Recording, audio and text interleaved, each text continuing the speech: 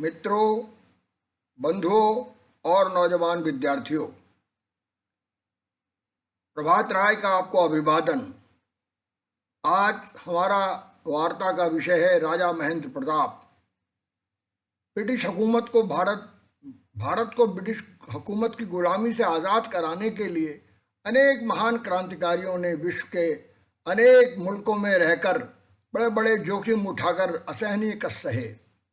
इन तमाम क्रांतिकारियों में सर्वोपरि नाम है श्यामजी कृष्ण वर्मा का, लाला हरदयाल का, मैडम भीकाजी कामा का, राज बिहारी बोस का, मदन लाल ढींगरा, वीरेंद्र नाथ चट्टोपाध्याय, सूफी अम्बा प्रसाद और जाने कितने नाम है, मौलवी बरकतुल्ला, चंपक रमन पिल्लई, डॉक्टर पांडुरंग खान खोजे, करतार सिंह सराभा और अनगिनत नाम है। एक लंबी फहरिस्त है इन क्रांतिकारियों की जिन्होंने अपने मुल्क को आज़ाद कराने के लिए, ब्रिटिश गुलामी के पंजों से आज़ाद कराने के लिए, मुक्त कराने के लिए बहुत बहुत अप्रतिम बलिदान दिए और असहनीय कष्ट सहे। इन्हीं में से एक नाम है राजा महेंद्र प्रताप का। राजा महेंद्र प्रताप ने भी बहुत असहनीय कष्ट सहे और तकरीबन 32 वर्षों तक, करीब 32 वर्ष हैं जबकि उन्होंने अपने घर बार का परित्याग किया और संसार के विभिन्न मुल्कों में रहकर, विभिन्न देशों में रहकर और निरंतर कूटनीतिक भ्रमण करके भारत को आज़ाद कराने के लिए निरंतर संघर्ष किया। 1 दिसंबर 1886, याद कीजिए तारीख, हमारे विद्यार्थियों के लिए महत्वपूर्ण तारीख है। 1 दिसंबर 1886 को राजा घनश्याम सिंह के यहाँ तीसरे पुत्र का जन्म हुआ। इसका नाम रखा गया खड़क सिंह। हाथरस के राजा हरिनारायण सिंह के कोई भी संतान नहीं थी, इसीलिए उन्होंने इनको गोद लिया और यहाँ पर इनका नाम रखा गया, राजकुमार खड़क सिंह का नाम रखा गया राजकुमार महेंद्र प्रताप। अलीगढ़ के गवर्नमेंट स्कूल में और एमएओ कॉलेज में, उस समय अलीगढ़ मुस्लिम यूनिवर्सिटी का नाम शुरुआत में एमएओ कॉलेज था, उसमें इन्होंने तालीम हासिल की और 1895 में केवल 10 साल की आयु में इनके पिता हरिनारायण जी का देहांत हो गया और इनका जो स्टेट का जो पूरा प्रबंध था वो एक ब्रिटिश रेजिडेंट के हाथ में आ गया, जिसको कोर्ट ऑफ वार्ड्स कहा जाता था, उसके तहत आ गया।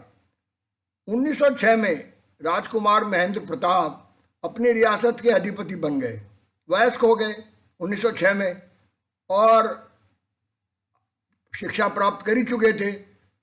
तो इस तरह से उनकी ज़िंदगी की शुरुआत है। 1906 में ही कोलकाता के भारतीय राष्ट्रीय कांग्रेस के अधिवेशन में उन्होंने शिरकत की।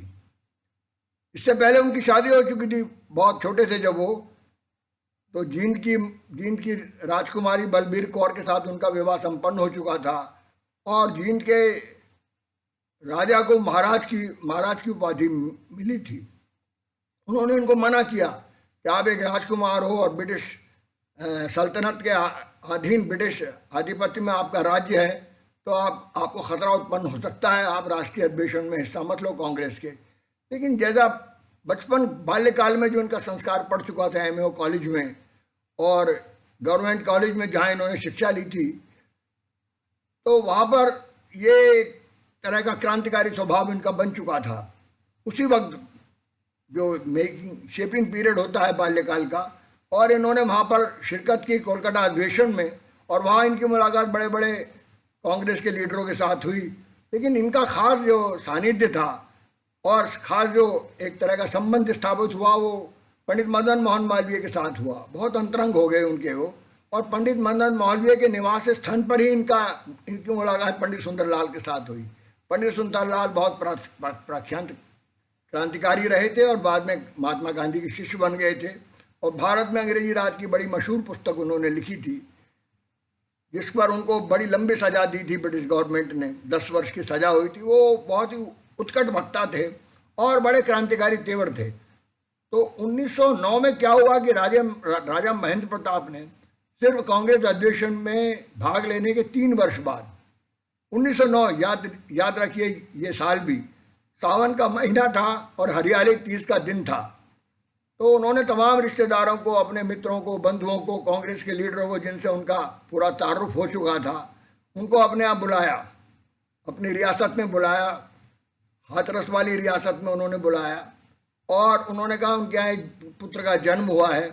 जैसे मैंने बताया उनका विवाह तो हो ही चुका था महारानी जींद की राजकुमारी के साथ। तो जब लोग आ गए और बड़ा भारी भव्य समारोह हुआ तो उन्होंने कहा कहाँ है आपका पुत्र, जरा उसको दिखाइए। लोग भेंट लेकर आए, नजराने लेकर आए। तो उन्होंने कहा मेरा पुत्र जो है वो एक औद्योगिक शिक्षण संस्थान है, मेरा पुत्र जो है वो एक टेक्निकल एजुकेशन का उन्होंने इंस्टीट्यूशन बनाया। देखिए उस वक्त की सोच देखिए उनकी। और उन्होंने तमाम अपनी ज़मीन जो थी वो एक प्रेम विद्यालय भी महाविद्यालय उन्होंने बनाया, उसको दे दी। 80 एकड़ जमीन उन्होंने आर्य प्रतिनिधि सभा को दी, सार्वदेशिक आर्य प्रतिनिधि सभा को, जिसमें नेशनल कॉलेज स्थापित किया गया आर्य समाज के द्वारा और एक गुरुकुल की भी स्थापना हुई वृंदावन के अंदर। ये वृंदावन में ही बना, वृंदावन उन्हीं के राज्य के तहत आता था।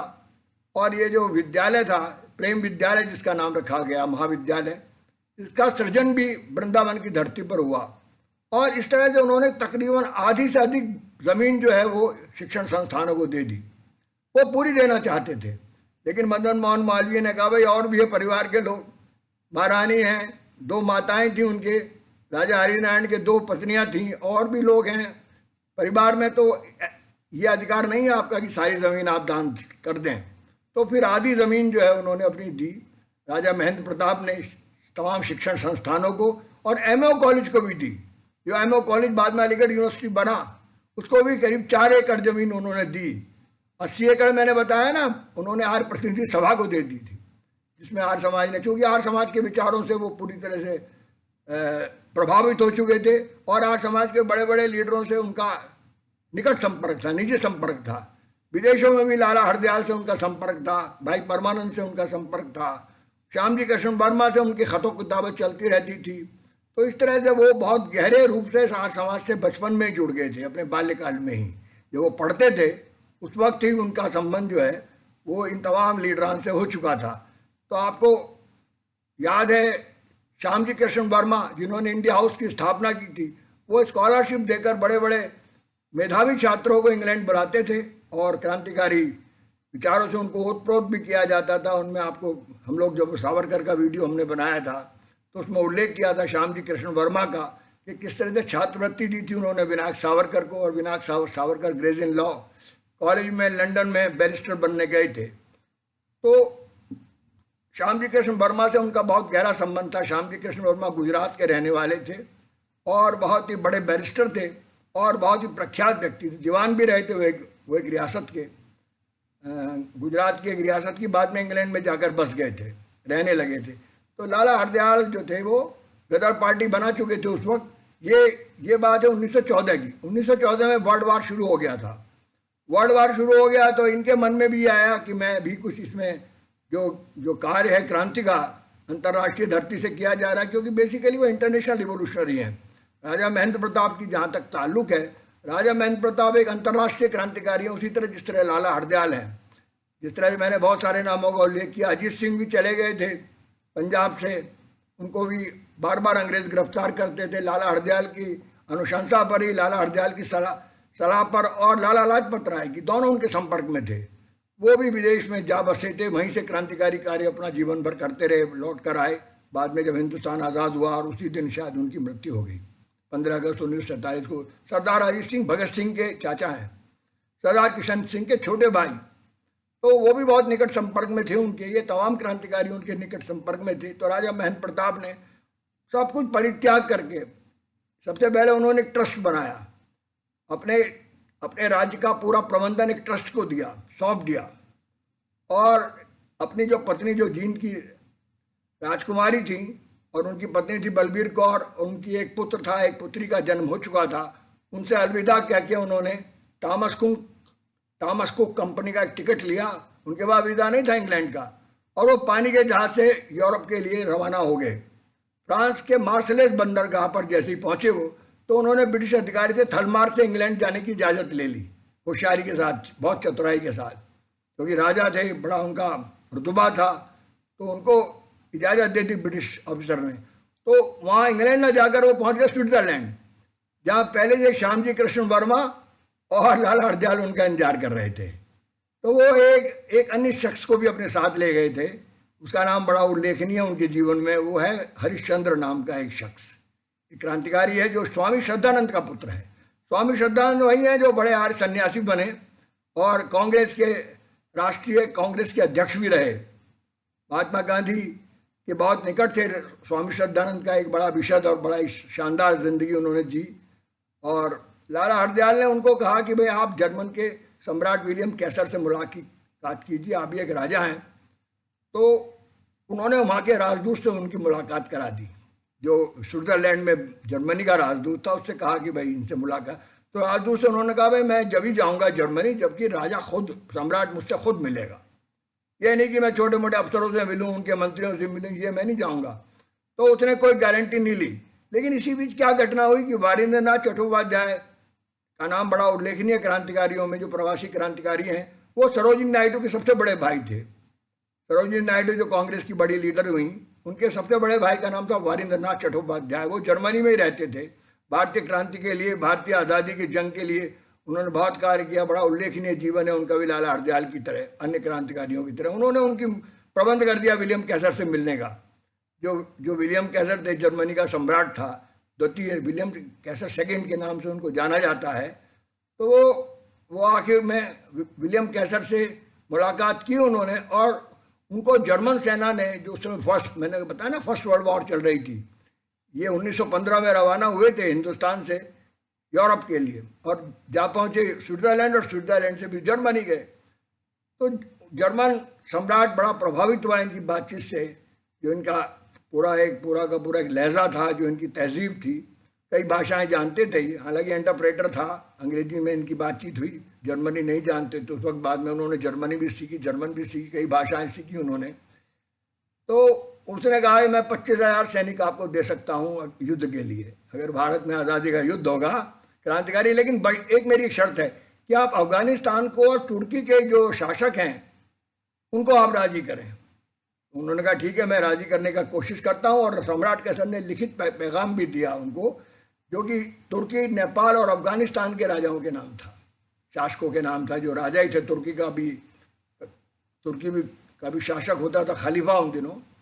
तो जर्मनी में करीब करीब 2 महीने रहे, और वहाँ से मौलवी बरकतुल्लाह का नाम बड़ा उल्लेखनीय है उनके जीवन में।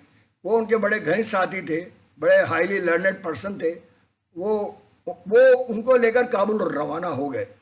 बर्लिन से रवाना होकर राजा पहले वियना गए, वहाँ से तुर्की की राजधानी इस्तांबुल पहुँचे, जिसको उस दौर में कांस्टेंटिनोपोल कहा जाता था।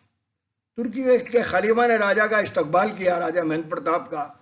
और वहाँ का जो युद्ध मंत्री था, डिफेंस मिनिस्टर को उन दिनों वार मिनिस्टर कहते थे, तो जो वहाँ का वार मिनिस्टर था अनवर पाशा, उसने अफगानिस्तान के शाह के नाम एक ख़त लिखा, उनको खत लिख कर दिया। उसमें पैगाम भेजा कि इनकी मदद करें, और ये हमारे ख़ास मेहमान रहे, और ये हिंदुस्तान की आज़ादी के लिए जंग करने के लिए आए हैं यहाँ पर, उसकी तैयारी करने के लिए। तो वो एक रेगिस्तान की, जो युद्ध चल रहा था, दोनों तरफ जर्मन सेनाएं थीं, एक तरफ ब्रिटिश सेनाएं थीं, मोर्चा खुला हुआ था।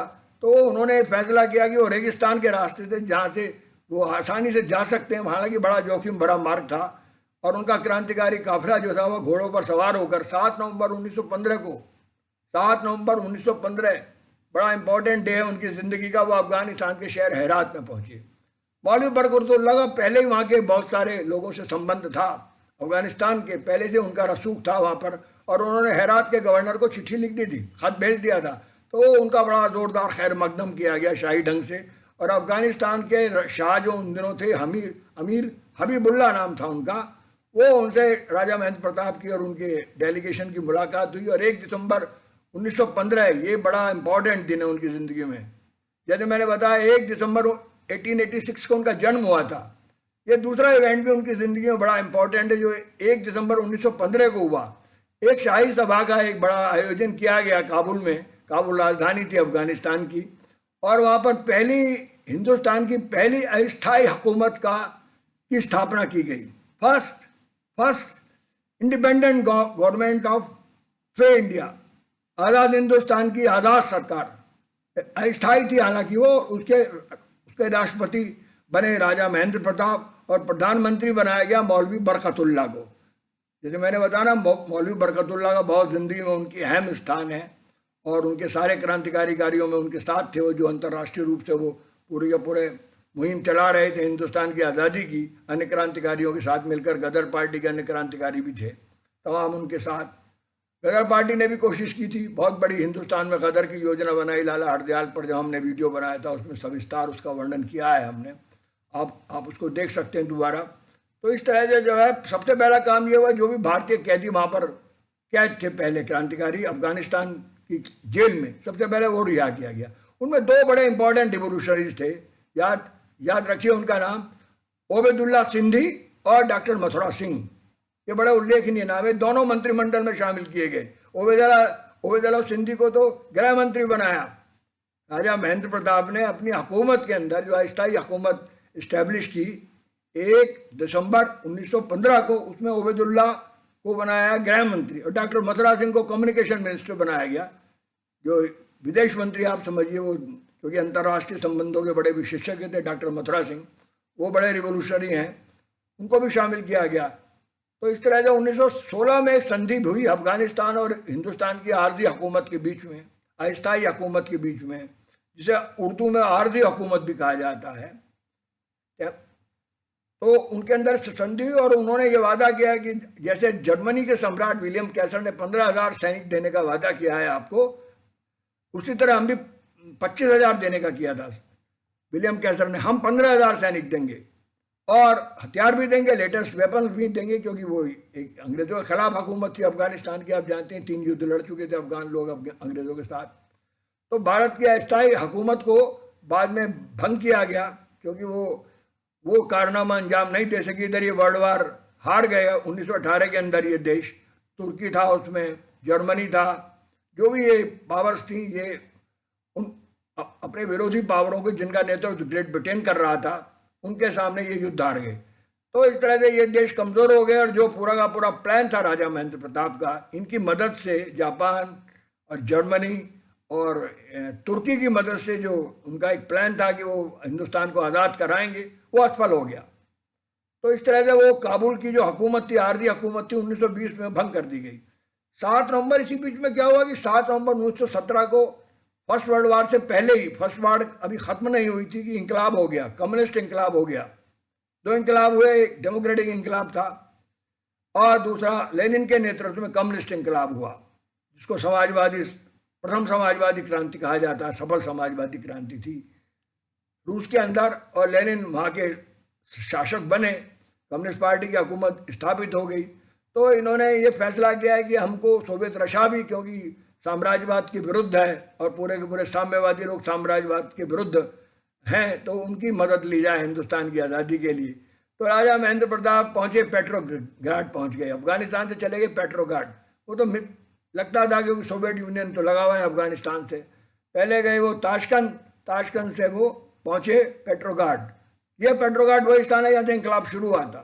यहाँ पर उनकी मुलाकात टाटस्की से हुई। तो टाटस्की ने उनसे कहा, वो नंबर 2 लीडर था उन दिनों, लेनिन के बाद युद्ध मंत्री था, वॉर मिनिस्टर था वो सोवियत रशिया का। तो उसने कहा, हम इस वक्त आपकी कोई सीधी मदद नहीं कर पाएंगे, लेकिन हमारी सहानुभूति आपके साथ है, आप कॉमरेड लेनिन से मिलें, वो फैसला ले सकते हैं, मैं नहीं फैसला ले सकता, सबसे बड़े लीडर वही है हमारे कम्युनिस्ट पार्टी के। तो उन्होंने फिर मॉस्को जाकर लेनिन से मुलाकात की, और ये बड़ी ऐतिहासिक मुलाकात है, लंबी मुलाकात हुई। वहाँ उनकी मुलाकात जो है एम.एन. रॉय से भी हुई, और एबनी मुखर्जी क्रांतिकारी वहीं रहते थे मॉस्को में, वो कम्युनिस्ट मूवमेंट के अंदर ही शामिल थे। एम.एन. रॉय तो बड़े प्रसिद्ध, बाद में बड़ा नाम हुआ, मानवेंद्रनाथ राय उनका पूरा नाम था। मूल नाम तो उनका कुछ और था, नरेंद्र भट्टाचार्य था, और वो जो थे बहुत बड़े क्रांतिकारी थे बंगाल के, और भागकर चले गए थे मैक्सिको से किसी तरह मॉस्को पहुंचे। तो एक लंबा इतिहास है। तो वहाँ भी उनकी मुलाकात हुई, और सबने मिलकर ये फैसला किया कि हिंदुस्तान की आज़ादी के लिए एक साथ मिलकर संघर्ष किया जाए। तो 1922 में वे रशिया से लौट आए स्विट्जरलैंड वापस, लेनिन से मुलाकात करने के बाद और इन तमाम क्रांतिकारियों से योजना बनाने के बाद। लेकिन वहाँ से वो फिर अमेरिका जाना चाहते थे। अमेरिका में गदर पार्टी के बहुत सारे साथी बच गए थे, हालांकि गदर पार्टी का आंदोलन तो असफल हो गया था। लाला हरदयाल भी स्विट्जरलैंड पहुँच गए थे, बाद में फ्रांस भी गए। वो मैडम कामा फ्रांस में रहती थी। ब्रिटिश हुकूमत ने उनको बहुत ख़तरनाक करार दे दिया, तो फ्रांस के रास्ते किसी तरह से